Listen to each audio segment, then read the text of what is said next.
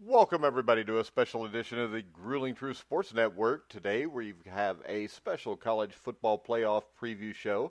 I'm your host, Mike Goodpaster, and I would like to welcome in my co-host, former San Francisco 49er, crushed my dreams twice as a young kid when I was a Bengals fan, Randy Cross. How you doing, Randy? I'm doing good. Happy holidays, and you are welcome. Oh, it's no big deal because if you wouldn't have crushed it, somebody else would have. Oh yeah, yeah. You had to wait till 2019 for this, though, huh? This Well, year. no.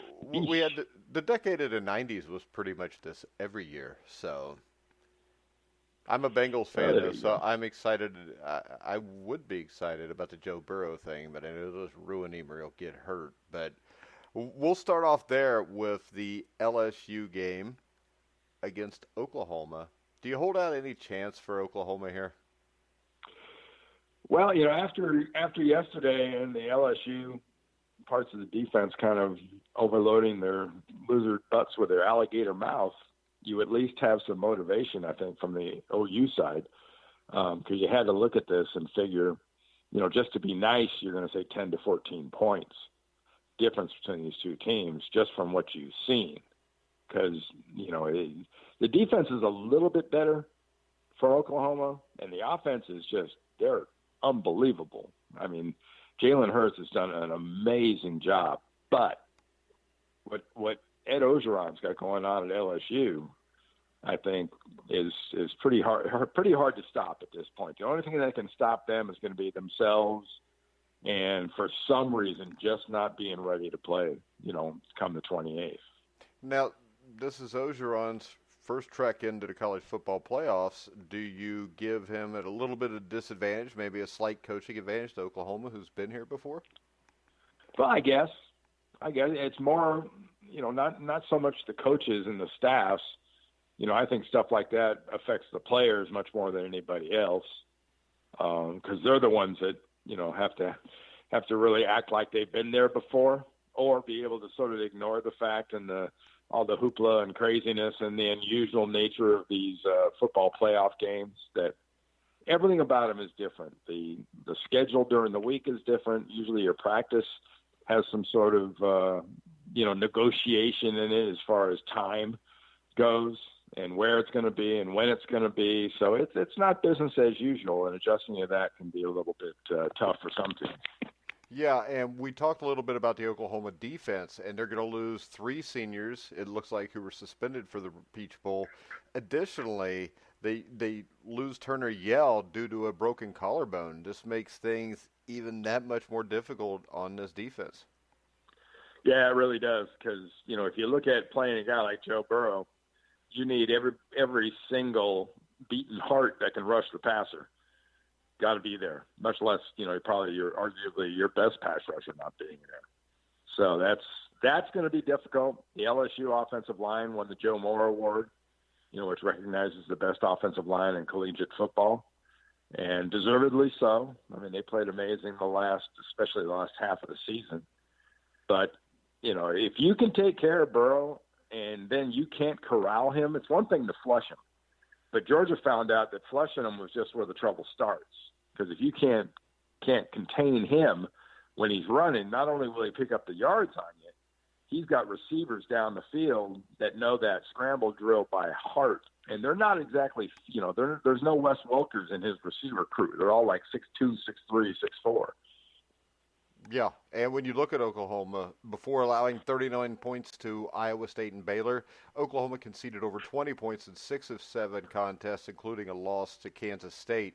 On the offensive end, though, Jalen Hurts, I think we could all agree, is a special college football player. And with C.D. Lamb, they're capable of keeping up with the Tigers with their own big play potential. Yeah, they could. They really could. I'm a big fan of C.D. Lamb. You can make the argument that he is the best receiver this year in college football. And I know Chase and several other guys would probably contend that, but he's the big plays this guy makes and what he can do once the ball gets in his hands. Receivers are receivers, and guys with good hands are valuable. But man, that guy that can get the ball and then make the other 11 guys look silly, that guy's rare and unusual, and that's the kind of guy that CeeDee Lamb is. Now, when you look at these two teams' schedules, the conferences they play in, LSU, I think, has played the better competition. I don't think there's any doubt there. How big, and we'll get into that also when we talk about the next game with Ohio State and Clemson, how big does the schedule and what you've went through during the season play a part when you get to a situation like this? I guess part of it, I personally think, you've got to take into consideration the teams themselves and how they're built and the way they deal with their schedule, as much as looking at the schedule and saying, wow, they don't play anybody. Everybody on their schedule got a shot at them. And, especially these top teams, they played enough games through the course of the year, and Oklahoma is a good example of that, that were 1 point, 2 point, 3 point games that, rightfully they probably shouldn't have been. But that's a special year. When you win those kind of games and find a way when you have less than your A game, that's something you can draw back on. And it has nothing to do with strength of schedule. Yeah, so when we look at this game, I think this looks a little bit like the Alabama game going in last year, where Alabama jumped out big and then Oklahoma came back, scored a lot of points, made it relatively close at the end. I think that's kind of what we're going to see here with LSU winning the game. What do you think? Yeah, I personally think, like I said, barring they're just not ready, which in this case, and judging from what Ogeron and that staff has done over the last year or so, probably year and a half, especially with Burrow in attendance, I doubt it. I like LSU by probably 10 to 14 points. All right. We talk about Joe Burrow. How do you think he translates as an NFL quarterback? Heck, he's basically playing it now. Yeah. I think you look at what Joe Bailey's got him doing. He's doing a lot of those spread concepts, the stuff that Drew Brees is sort of, not that he needed a reinvigoration of his career, but, his stats and his numbers, you only have to look at a guy like Michael Thomas at wide receiver for the Saints and Drew Brees and the way he's playing quarterback, and then watch LSU doing very, very similar things and say, oh, yeah, I think that translates. Now, obviously, especially a quarterback, you're not going to beat many people. And people would point at guys like Cam and Lamar Jackson and people like that seem to be one-man shows. But, man, you need that O-line for protection, and you need some toys around you. So if Joe Burrow can end up in a place, whether by draft or trade, where he can be surrounded with some pretty good talent, he's got a chance to make an impact right away. Don't say trade. You just made everybody in Cincinnati cringe. I mean, Joe Mixon, A.J. Green, Tyler Boyd, those are decent weapons. We won't bring up the offensive line, though. Yeah, it's been a little rough. Been a little rough there. Yeah, I'm with you on A.J. Green and stuff, and man, they'll love him because he can throw. Burrow can throw every single pattern, every single throw. Anything you want an NFL style arm to do, Joe Burrow can do it. And just got to flip on a tape to see that. Yeah. Well, hopefully he'll be a legend in Cincinnati, but I'm not going to hold my breath. All right, let's go to what I think is a great matchup. Clemson and Ohio State, and a lot of people rip Clemson's schedule, but I think what people miss here is this is the first time Ryan Day's been in charge at a game like this. Dabo Swinney's been in a few rodeos, as they say. Yeah, he has. And I look at Dabo and this Clemson team, incredibly talented, I think really good. Defense really underappreciated, I believe. And, how could they not be after putting that many players in the NFL draft last year? Yeah. But, man, Simmons in the middle, that D-line has played really, really well the last month or so. Not quite at that standard that they had last year with all those first-round draft picks, but it's pretty doggone close.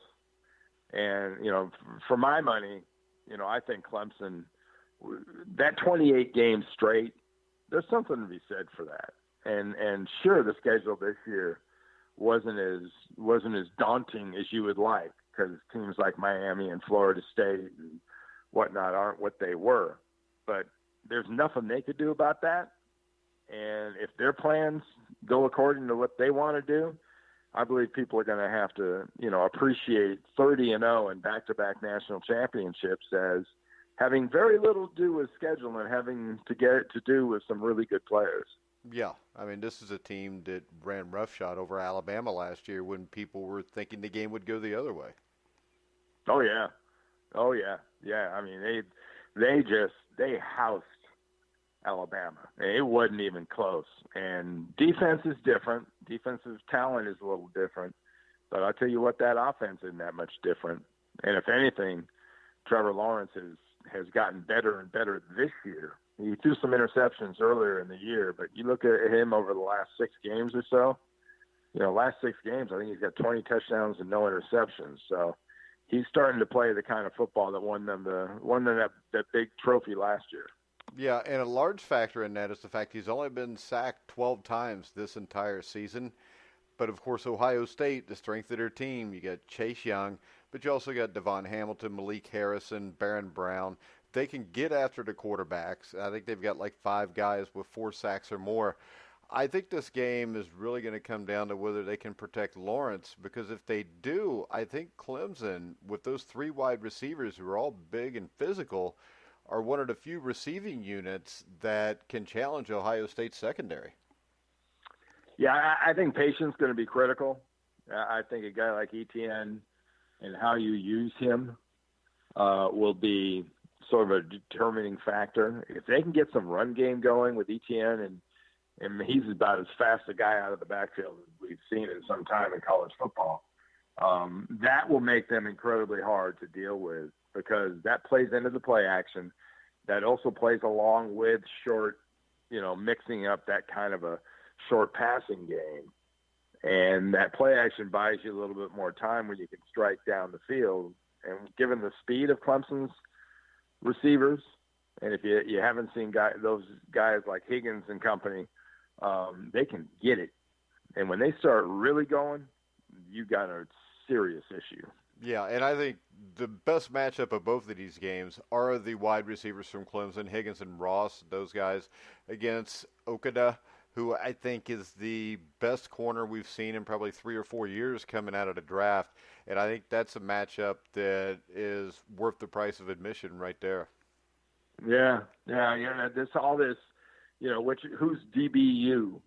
Right now it's pretty easy to argue that Ohio State's producing the best defensive backs, but LSU's got something to say about that, as does Alabama and maybe another team or two. But, you look at this defense at all 3 levels, there's a reason nobody's beaten them. And there's a reason they've sloughed off kind of that, what happened in the playoffs in the past. Yeah, and we look on the offensive side of the ball for Ohio State. I think the key to this game is J.K. Dobbins, because Clemson's got the 9th-ranked rushing defense in the country, and I don't think they got to stop Dobbins. If they just contain Dobbins, I think they win the game. Yeah, I mean, if he goes, let's say, 25 carries, 30 carries, and they hold him, somewhere in that 100 to 110, 115 yards, that's a win against that offense. If they're willing to put that much into his hands, which I'm more than sure they'll give him that much work. The problem with him is he gets the ball out of the backfield pretty good. And that offensive line, again, like LSU, is really strong. And they've got a kid like Justin Fields that, you've got to look at him and say, is he going to beat me with his feet, or is he going to beat me with his arm? Because he can take either one of them off and whack you over the head with it and make you pay.